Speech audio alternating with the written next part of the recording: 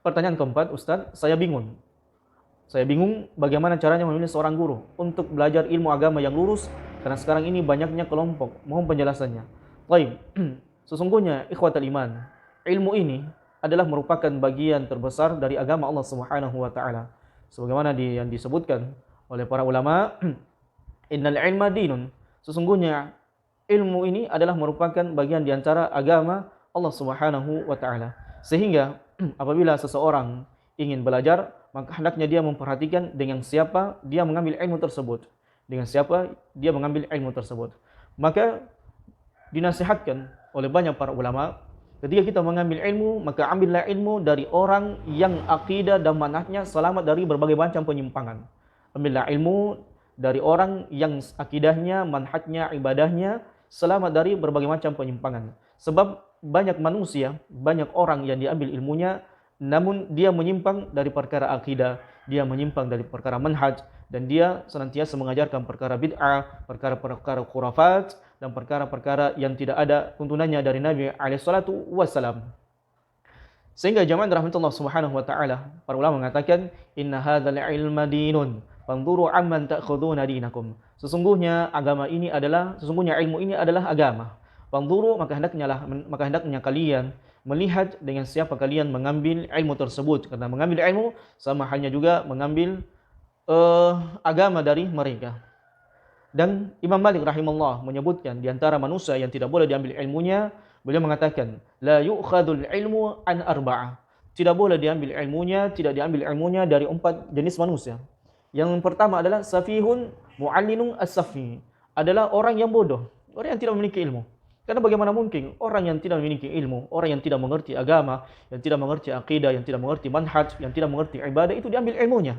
Dan banyak orang di zaman kita sekarang ini, wali'audzubillahi min dzalik, belum ada ilmunya, baru hijrah, mantan preman, kemudian mereka berdakwah ke sana kemari, mengajak manusia kepada agama Allah Subhanahu wa taala, mengajak kepada beribadah kepada Allah Subhanahu wa taala, mengajak khuruj, mengajak berdakwah, na'udzubillahi min dzalik. Maka ini adalah merupakan di atas kebodohan yang kata para ulama adalah jahlul murakkab.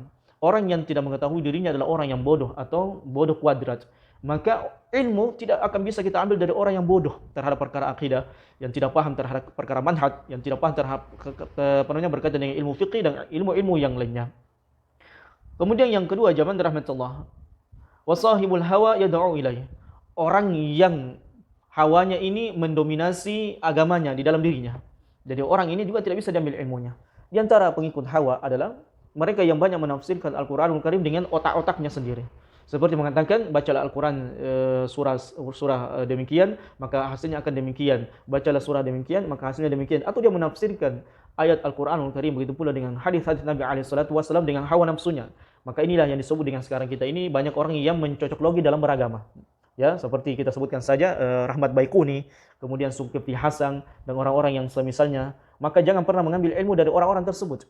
Dan yang semisalnya, ya, dia menafsirkan Al-Quranul Karim dengan hawa nafsunya. Maka tidak boleh mengambil ilmu dari orang yang menjelaskan agama ini dengan hawa nafsunya. Dan ini banyak di antara manusia sekarang ini yang bertebaran di dunia sosial, di dunia maya seperti Facebook dan yang lainnya. Kemudian yang ketiga adalah warajulun ma'rufun bil kadzib fi ahaditsin nas wa in kana la yukadzibu ala Rasulillah sallallahu alaihi wasallam. Adalah orang yang terkenal banyak berdusta dalam perkara agama.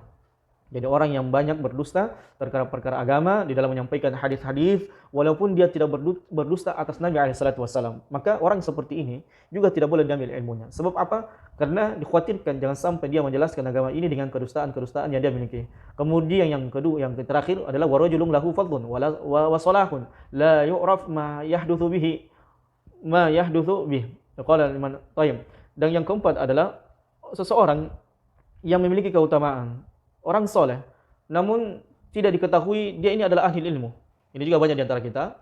Orang yang nampaknya soleh, orang yang nampaknya bertakwa kepada Allah Subhanahu wa taala, mungkin penampilannya berjenggot, banyak jenggotnya, kemudian celananya cingkrang. Kita kenal, orang ini adalah orang yang soleh, orang yang bagus agamanya, namun sayang dia orang yang tidak berilmu. Ya, maka kesolehannya tidak cukup untuk kita ambil ilmunya. Ya, maka tidak boleh tertipu dengan penampilan zaman rahmatullah subhanahu wa ta'ala. Karena banyak orang yang penampilannya seperti ulama, ya, memakai surban, memakai jubah, berkeliling kampung antara satu masjid dengan masjid yang lainnya, seolah-olah ulama, seolah-olah seorang yang berilmu, namun tidak diketahui darinya ada ilmu yang ada pada dirinya. Maka orang seperti ini tidak boleh juga diambil di ilmunya. Hadza wallahu alam bisawab.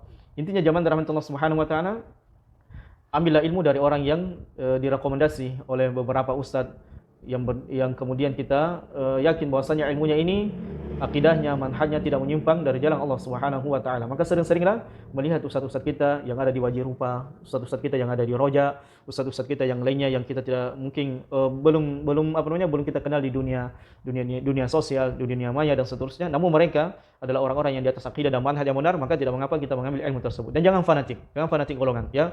Karena banyak orang yang kemudian fanatik mengambil ilmu. Kalau sudah di tempatnya si fulan, maka dia tidak ingin mengambil ilmu dari yang lainnya. Maka ini keliru dalam menuntut ilmu. Sebab agama ini luas dan cakupan ilmu ini sangat luas dan tidak ada manusia yang meliputi ilmu yang dia menguasai ilmu secara keseluruhan. Tidak ada. Maka kita hendaknya mengambil ilmu dari orang-orang yang benar-benar di atas akidah dan manhaj yang benar. Wallahu a'lam bishawab.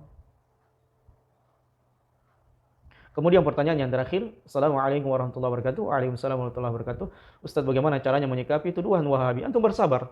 Karena orang-orang yang berjalan di atas akidah yang benar, di atas sunnah Nabi alaihi salatu